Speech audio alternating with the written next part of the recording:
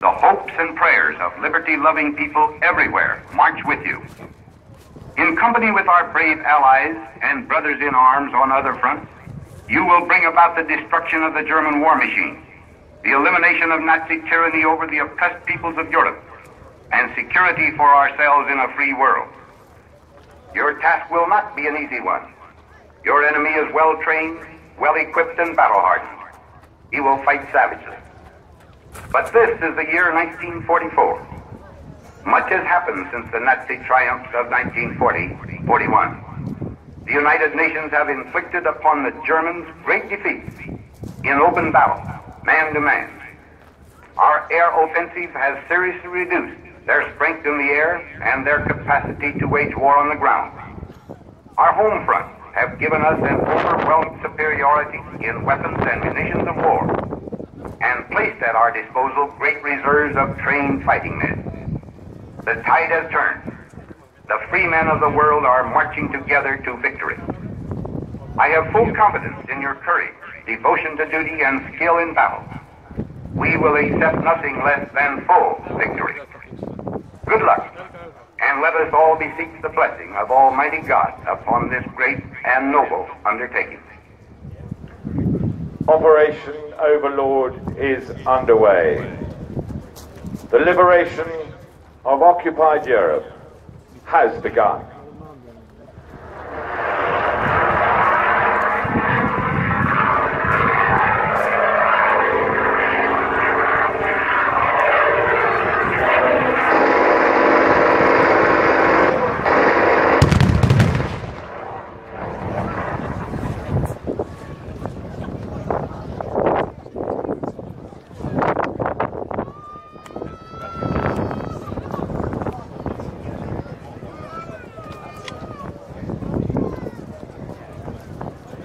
Jean a de longues moustaches. Je répète, Jean a de longues moustaches.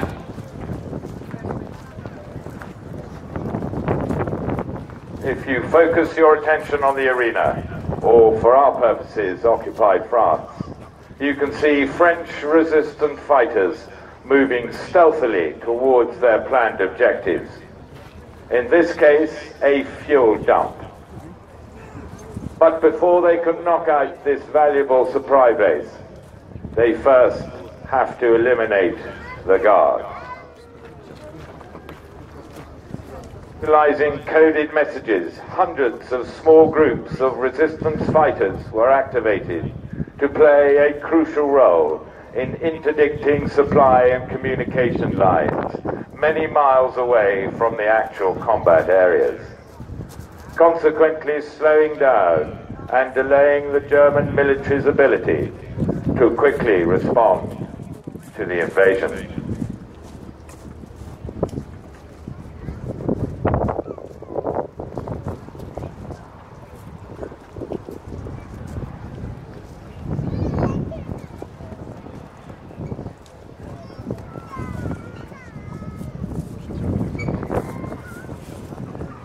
France, June 1944, D-Day. As dawn breaks, the horizon fills with the largest armada the world has ever seen. 150,000 men are about to be unleashed onto the beaches and fields of Normandy. Stretching over 80 kilometers from the Orne River in the north through to the Cherbourg Peninsula, the Normandy coastline is heavily defended by fortifications, anti-tank Dragon's Teeth, wire, minefields, and defending German troops. If you look to the center of the arena, you will see German forces from the 352nd Infantry Division setting up in a defensive position on a ridge, commanding views and lines of fire over Omaha Beach. This is the one featured in the film Saving Private Ryan. Omaha Beach, or La Plage d'Or, the Golden Beach to the French, is 7.5 kilometers long and overlooked by cliffs on either side. For the Allies, its importance cannot be underestimated. Failure to take Omaha would leave the British beachheads and the American beachhead at Utah separated and unable to assist each other, putting the invasion in great peril. The United States 1st and 29th Infantry Divisions are given the task of assaulting the beach, supported by a massive sustained naval bombardment at 05:45 hours.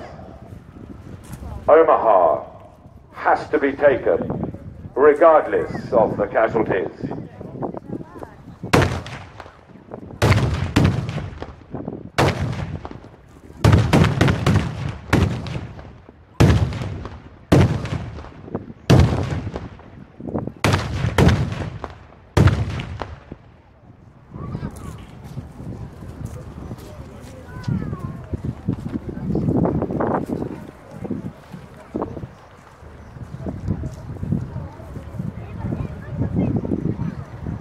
If you look to the east of the arena, U.S. infantry from the 29th Infantry Division can be seen moving forward to attack the German defences on the right-hand side of the beach with their weapons.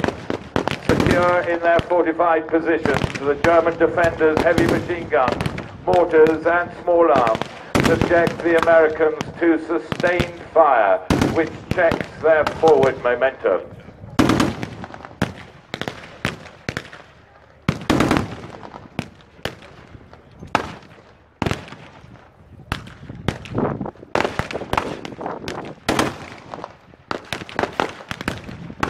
Without armour support, following the failure to land enough of their DD and deep-wading Shermans onto the beach, the American GIs are suffering.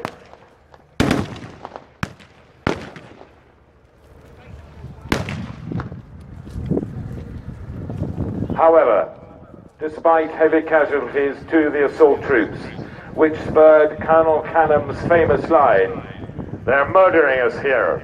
Let's move inland and get murdered," the Americans are able to gain a foothold and land enough armour, in this case US armour, to assist in suppressing the defenders by sustained heavy fire, allowing the US infantry to finally rally and engage the German defenders on the bluff, whose morale finally breaks, forcing them to rout or surrender.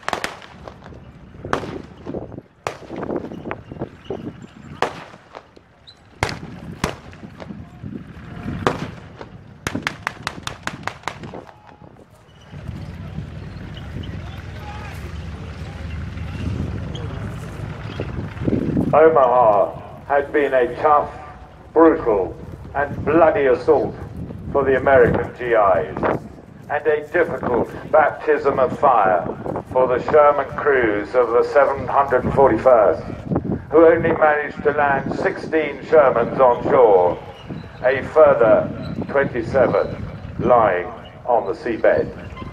Yet their job was only beginning, and whilst they'd taken the beachhead, it was now vitally important to help secure and enlarge it.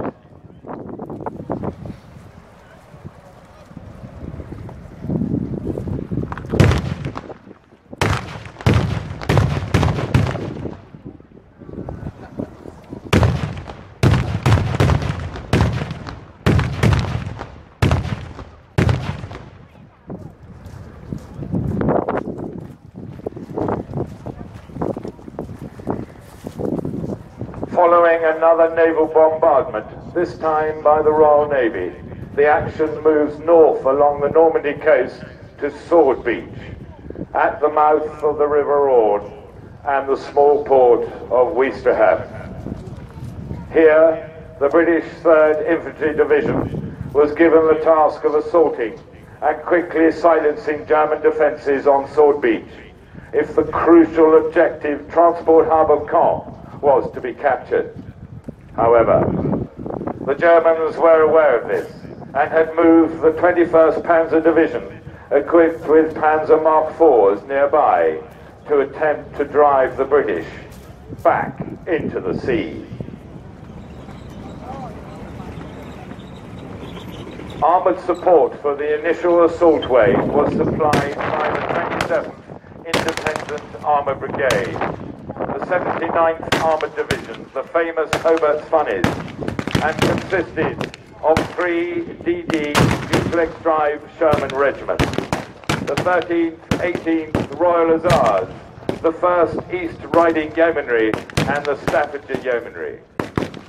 The 13th, 18th Royal Hussars, with infantry in close support, assaulting the German beat position at Lyon-sur-Mer.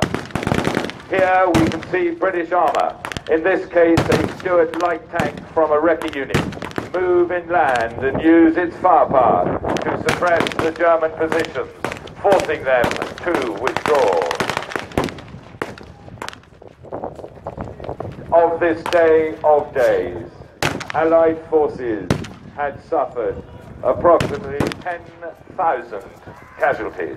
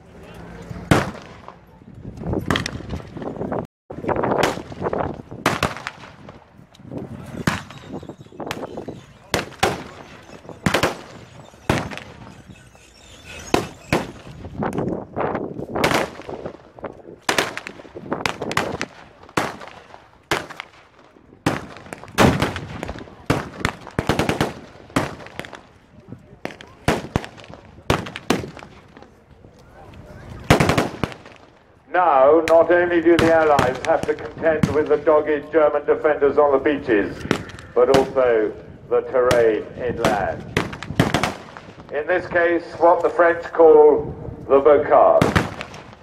These were large, thick hedgerows sprouting out of near impenetrable bases of earth, stone and thorn bushes, which themselves were 4 to 6 feet high and virtually insurmountable by armour, with the added danger of exposing the weak belly plate armour to the Germans if the unlucky vehicle was able to crawl over the hedge. Unfortunately for the Allies, the bocage was very extensive in Normandy, being used to separate and protect the fields from the wind. And together with the numerous apple orchards and sunken roads, the terrain beyond the beaches was adept at slowing down attacks and channeling the armour into anti-tank ambushes, which were increasingly deadly with the use of shaped charged weapons such as the single-use Panzerfaust.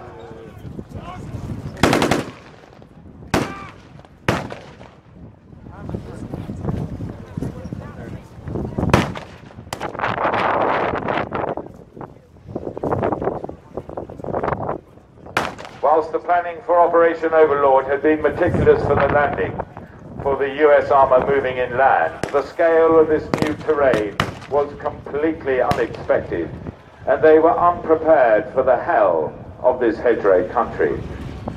But as was usually the case, the solution came from the soldiers on the front line, with the introduction of a simple and effective invention, what would become known as the Cullen device. Devised and constructed in the field by Sergeant Cullen of the US Army, the Cullen device featured a pair of steel prongs, which, when welded to the front of a tank, could be used to dig in and lift the hedges so that tanks could create their own gaps through which to pass and avoid the German anti-tank guns, Panzerfaust and mines.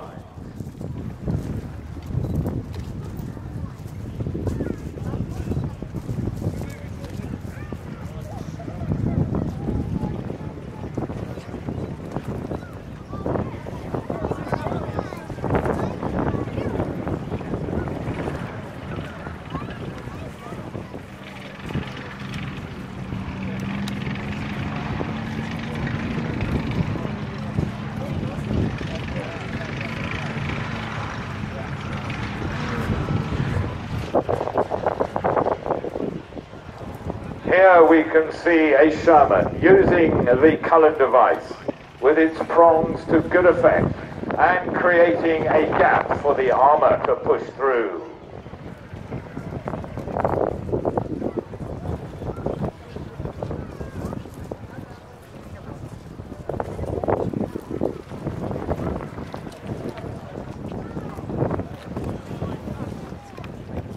The Bocage country reinforced the need for close cooperation and mutual support between armour and infantry to nullify the advantages that the terrain provided for the defending German forces. The infantry becoming the eyes and ears, with the tanks offering instant firepower.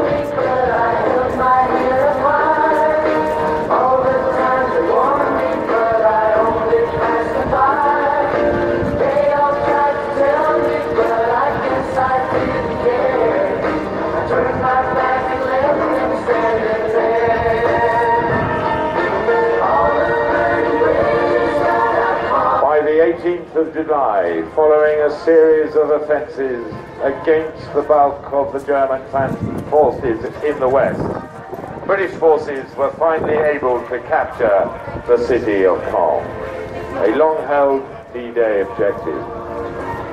It had taken 6 weeks of hard fighting, but now the Allies could think about moving on from a war of attrition to one of movement. However, to achieve this, they first had to crack the German defences. The long-awaited breakout was about to begin. On the 25th of July, following a massive aerial bombardment by 3,000 aircraft, the Americans launched Operation Cobra. The breakout was on. It was here on the American southern flank that the Allies had a numerical advantage in both men and armour over the Germans. And whilst the British and Commonwealth forces pinned the Germans to the north, it was the American sector that the breakout would be first achieved.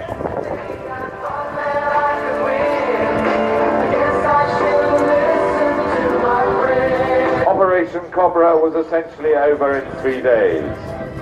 The opportunity was now available for the Allies to encircle as many of the remaining German forces as possible at Falaise and push onwards and liberate France and the Low Countries. The battle for Normandy was over. Ladies and gentlemen, that brings the battle to a close. As we always do here at the Tank Museum, we would ask you to stand and pause for a minute's silence as we remember those who did this for real, who serve us now, and who may have to defend our liberties again in the future. We would also especially like you to spare your thoughts for the young crewmen and their families from the Royal Tank Regiment who recently became casualties in a training exercise. Ladies and gentlemen, please stand.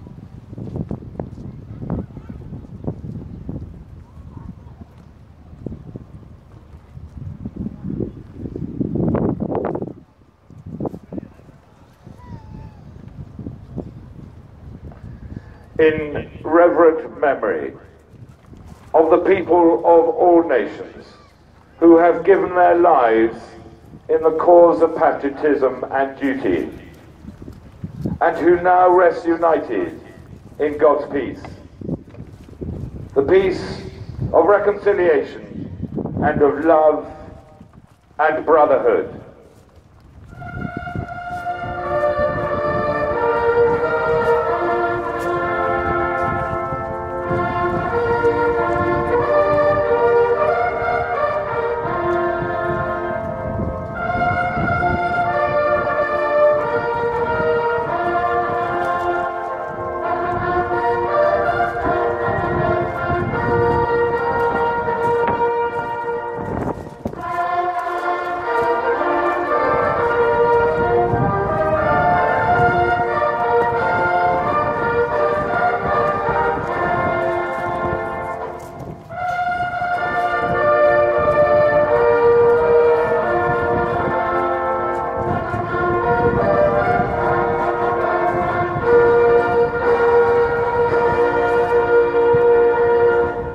Ladies and gentlemen, that concludes the battle. Please, a big round of applause to show your appreciation for all those who put this production together and who've been out there enacting events of 73 years ago.